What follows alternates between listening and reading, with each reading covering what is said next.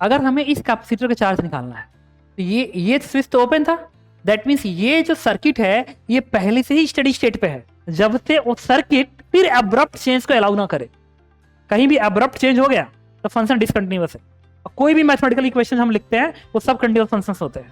तो हमें ये देखना पड़ेगा कि इसमें अब्रप्ट चीजें कहां से आ रही हैं। तो अगर मैं कहूं कि with in dt interval, switch close करने के तुरंत बाद dt इंटरवल में अगर इसका चार्ज बहुत ज्यादा नहीं आया तो इसका पोटेंशियल भी लगभग जीरो ही रहेगा। तो कैपेसिटर्स में एक पर्टिकुलर टाइप क्वेश्चन से जो अक्सर आते हैं सब, ये EMF E दिया गया, यहां पे रेजिस्टेंस R है,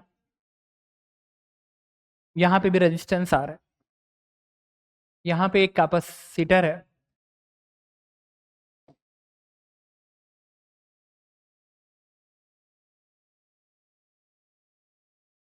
C है, और यहां पे एक कैपेसिटर और है।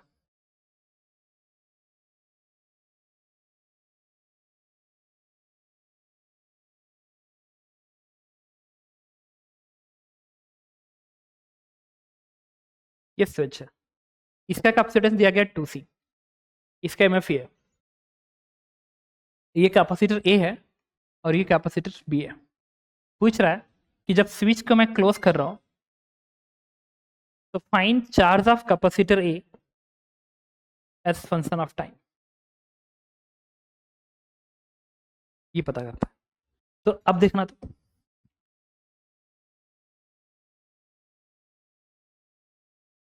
देखो अगर हमें इस कैपेसिटर का चार्ज निकालना है तो ये स्विच तो ओपन था, दैट मीन्स ये जो सर्किट है ये पहले से ही स्टेडी स्टेट पे है, स्टेडी स्टेट पे है। तो इससे अगर करंट नहीं फ्लो कर रहा होगा तो मैं ये कहूंगा कि करंट ऐसे ही आ रहा होगा। तो इसमें E/2 पोटेंशियल, इस पे E/2 पोटेंशियल, दैट मीन्स इस पे पहले पॉजिटिव चार्ज होगा, इस पे नेगेटिव चार्ज होगा। तो अगर मैं कहूं कि ये Q इन है, Q I लिख लिया इसको, और ये माइनस QI बनेगा, सही है। तो ये जो QI होना चाहिए, QI होना चाहिए, ये होना चाहिए क्या, CE/2, सही है। अब चार्जिंग का जो मैंने इक्वेशन लिखा था वो लिखा था QSS 1 माइनस e का पावर माइनस t अपन टाउ सी प्लस Q इन e का पावर माइनस t अपन टाउ सी, ये लिखा था। अब देखो इसमें ये सिंपल इक्वेशन, लेकिन प्रॉब्लम कहां क्रिएट हो रही है। अगर मैं तुमसे ये कहूं कि चलो पहले तो हम टाइम कांस्टेंट निकाल लेते हैं, जो इजी होता है सबसे पहले वो काम किया जाता है। तो टाइम कांस्टेंट आपका होता है R equivalent into C equivalent. तो C इक्विवेलेंट ये दोनों पैरेलल से ट्रीट कर ले, हालांकि ये पैरेलल तो ऐसे ही है क्योंकि पोटेंशियल बराबर है। तो C इक्विवेलेंट कितना आएगा, 2C 3C, ये बन गया 3C। और R इक्विवेलेंट निकालने के लिए क्या करते हैं, बैटरी को शॉर्ट सर्किट, इसको ओपन करेंगे तो ये R और R पैरेलल, R/2, ये तो बन गया हमारा 3/2 RC, ये बन गया टाइम कांस्टेंट। अब QSS पहले निकाल लेते हैं, Q सारा प्रॉब्लम Q इन पे आएगा। अभी QSS निकालते हैं। QSS स्टडी स्टेट चार्ज है, जब ये स्टडी स्टेट पे आएगा तो ना तो इससे करंट फ्लो करेगा ना तो इससे करेगा। तो QSS के लिए पोटेंशियल ड्रॉप E/2 ही रहेगी, क्योंकि इधर से तो करंट फ्लो करना नहीं है, करंट बस ऐसे ही फ्लो करेगा। तो ये E/2, ये E/2, तो यहाँ भी पोटेंशियल E/2, E/2। तो ये जो यहाँ पे जो चार्ज डेवलप होगा QSS वो कुछ और नहीं, E/2 इंटू ये QSS है। अब अगला प्रॉब्लम डेवलप होना शुरू हो गया। अगर Q इन भी यही है तो तुम इसमें रख के देखो ना, ये QSS इस माइनस साइन के साथ जब मल्टीप्लाई होगा और ये Q इन भी तुम कह रहे हो QSS के ही बराबर है, तब तो यहां से Q बराबर सिर्फ QSS आ जाएगा, मतलब चार्ज का ही फ्लो नहीं होगा। ऐसा नहीं हो सकता, ये गलत चीज है, चार्ज का फ्लो तो होना है। तो ये प्रॉब्लम कैसे डेवलप हुई, ये प्रॉब्लम डेवलप ये हो रही है कि अब हमें समझना पड़ेगा ये जो मैथमेटिकल इक्वेशन है ना, इस इक्वेशन का मीनिंग क्या होता है। इस इक्वेशन, जब भी तुम मैथमेटिकल इक्वेशन लिखते हो वो फंक्शन, इसको देख के देखो क्या ये फंक्शन हमेशा कंटिन्यूअस है। अगर मैं कहूं कि मैथ का फंक्शन तुम ग्राफ ड्रॉ करके देखो, that function is continuous, even continuous and differentiable है, सही है। तो ये कंटिन्यूअस डिफरेंशिएबल अगर फंक्शन है तो तुम्हें ये देखना पड़ेगा कि क्या इस क्वेश्चन में कहीं ऐसा तो नहीं कि लॉजिकली फंक्शन को डिसकंटिन्यूअस बनना पड़ गया। अगर लॉजिकली डिसकंटिन्यूअस बनना पड़ गया तो फिर ये फंक्शन अप्लीकेबल नहीं है। तो फिर ये फंक्शन तब से अप्लीकेबल होगा जब से वो सर्किट फिर अब्रप्ट चेंज को अलाउ ना करे। कहीं भी अब्रप्ट चेंज हो गया तो फंक्शन डिसकंटिन्यूअस है। कोई भी मैथमेटिकल इक्वेशन हम लिखते हैं वो सब कंटीन्यूअस फंक्शंस होते हैं। तो हमें ये देखना पड़ेगा कि इसमें अब्रप्ट चीजें कहां से आ रही हैं, क्योंकि दिमाग के अंदर तो इसे खेल खेल के बता दिए कि एस आ रहा है, कांस्टेंट आ रहा है, जो कि गड़बड़ कहीं ना कहीं गड़बड़ है। अब वो गड़बड़ यहीं पे है, देखना कैसे। अगर मैं तुमसे ये कहूं कि ये यहां का पोटेंशियल जीरो है, लेट कल्पना कर रहा है जीरो है, और यहां का चार्ज की वाइज यहां का पोटेंशियल E/2 आया था, E/2 आया था। अगर इसको तुम क्लोज करोगे तो एक कंडक्टिंग वायर बन गया, तो यहां का पोटेंशियल भी जीरो आएगा। और इस पे अगर इमीडिएट चार्ज नहीं आया, इमीडिएटली चार्ज नहीं आया, तो पोटेंशियल कैपेसिटी होता है Q/C, और चार्ज ग्रोली इंक्रीज करता है। याद करो फंक्शन बनाते हैं तो अगर मैं कहूं कि with in dt interval, switch close करने के तुरंत बाद dt इंटरवल में अगर इसका चार्ज बहुत ज्यादा नहीं आया, तो इसका पोटेंशियल भी लगभग जीरो ही रहेगा, Q बराबर सी भी। तो Q जीरो, सी वही है, तो भी जीरो आएगा, पोटेंशियल डिफरेंस जीरो। अगर ये जीरो हो गया, ये E/2 हो गया, तो ये तो कंडक्टिंग वायर बन गया ना। तो कंडक्टिंग वायर के टर्मिनल पे अगर पोटेंशियल ड्रॉप डेवलप हो गया, तो जो करंट फ्लो करेगा इनफाइनाइटली लार्ज फ्लो करेगा, क्योंकि करंट होता है पोटेंशियल अपॉन रेजिस्टेंस। तुम कह रहे हो कि फाइनाइट अप्रोच कर रहा है, और ये किधर अप्रोच कर रहा है, फाइनाइट अपॉन जीरो, इन्फिनिटी। मतलब जैसे ही तुमने स्विच क्लोज किया, एक्चुअल में इधर जो करंट फ्लो करेगा ना dt इंटरवल के अंदर, इनफाइनाइट फ्लो करेगा। तो अगर मैं कहूं हाँ ये सारा पिक्चर dt इंटरवल के अंदर चल रहा है, जीरो से dt के बीच में, तो जीरो से dt में इधर अगर इनफाइनाइट करंट फ्लो किया, तो मैं ये कहूंगा कि ये जो करंट आ रहा है ये किसके वजह से आ रहा है, क्या बैटरी की वजह से आ रहा है? सवाल ही नहीं करता, बैटरी कभी इनफाइनाइट करंट नहीं फ्लो कराती है। तो ये काम किसने किया, इस कैपेसिटर ने किया। इस कैपेसिटर ने इस डायरेक्शन में इनफाइनाइट करंट फ्लो करवाएगा, तो वो इसका चार्ज को चेंज कर देगा। वो चेंज होना जरूरी था ताकि ये फंक्शन टाइम का फंक्शन में आ सके। ठीक है, तो इधर से चार्ज फ्लो करेगा। तो फिर dt इंटरवल में हुआ क्या, तो उस dt ने क्या किया, dt ने इस कीविन पे गेम खेल लिया। तो जीरो से dt इंटरवल के बीच में मैं इक्वेशन लिखने जा रहा हूं। अब ये दोनों तो हमेशा पैरेलल रहेंगे ना, चाहे स्विच क्लोज करने के तुरंत बाद dt इंटरवल के अंदर भी पैरेलल रहेंगे और बाद में भी पैरेलल रहेंगे। इसका मतलब ये हो गया कि अगर यहां पे Q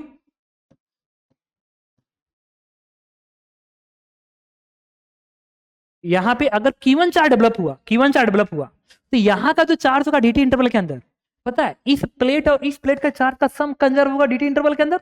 द रीजन, इधर से जो चार्ज आ रहा है वो तो नेग्लेजिबल है ना, सारा सारा चार्ज तो यही फ्लो करवा रहा है, बहुत तेज करंट, इन्फिनिटी करंट फ्लो करवा रहा है।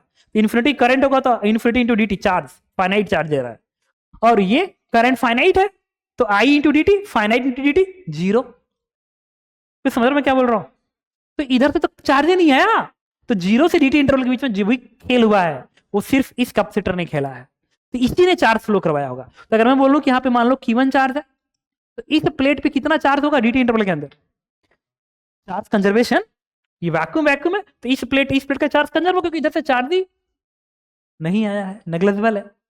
सही है, तो फिर इस प्लेट का चार्ज कितना था, Ce/2, तो इस प्लेट का चार्ज क्या होगा, Ce/2 माइनस Q1। और चूंकि इसको हमेशा दोनों को पैरेलल रहना है, तो मैं क्या लिखूंगा, Q1 upon C equals to Ce/2 minus Q1 upon C। सही है ना। अब यहां से Q1 बोलो क्या आ गया, Ce, अच्छा ये 2C है ना, ये कितनी आएगी, आई थिंक 6, इतना आ गया। इसका मतलब विद इन dt इंटरवल इसका चार्ज C/2 से सीधे घट के C/6 हो गया, और इसलिए घटा ताकि dt इंटरवल के अंदर ये तुरंत क्या हो जाए, पैरेलल हो जाए। सही ना।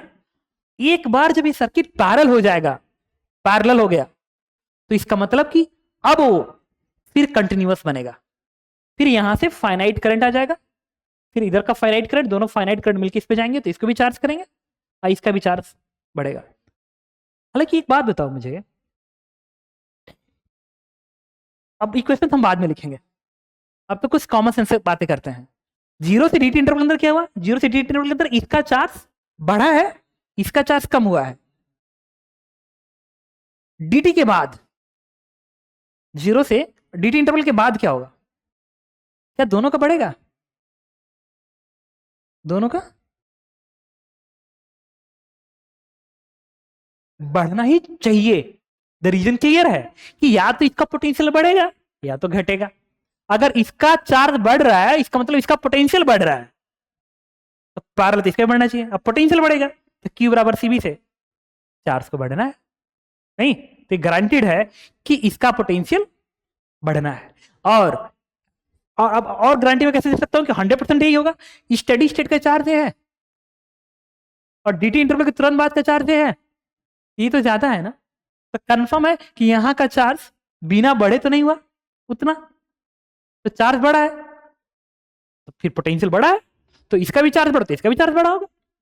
तो 0 से DT इंटरवल में क्या हुआ, इसका चार्ज इमीडिएट घटा, इसका चार्ज इमीडिएट बढ़ा और DT के बाद दोनों का बढ़ा, अब अलग अलग रेट से। तो DT इंटरवल के बाद जो चार्ज बढ़ रहा है ना वो इस फंक्शन को गवर्न करेगा, क्योंकि अब्रप्ट चेंज DT इंटरवल को हुआ है, DT इंटरवल के बाद कंटिन्यूअस चेंज चलेगा।